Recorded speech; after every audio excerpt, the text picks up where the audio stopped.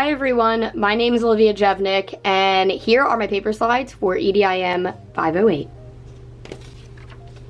I'm really going to be focusing on summarizing and note-taking narrative frame. I teach a 7th grade language arts classroom, and we have to use summarization all the time, so it's really crucial that they understand exactly how to summarize.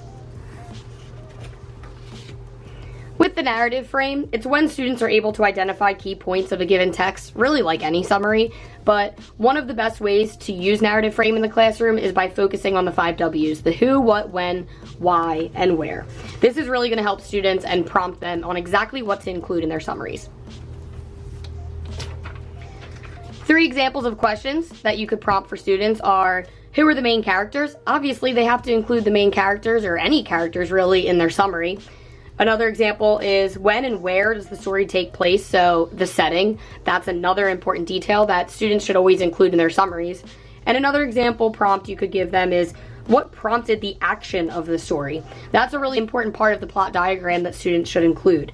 In our Classroom Instruction That Works textbook, they also include questions on page 84 of what did the main characters decide to do? Did they set a goal? What was it?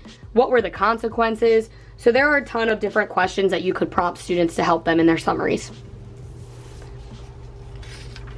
Giving questions like this are really going to prompt students and guide them on exactly what to write. They essentially need that scaffolding. They need that help with summarizing because they don't always know what to include when you give them a paper and pencil and tell them to just write 3 to 5 sentences on what it was they just read.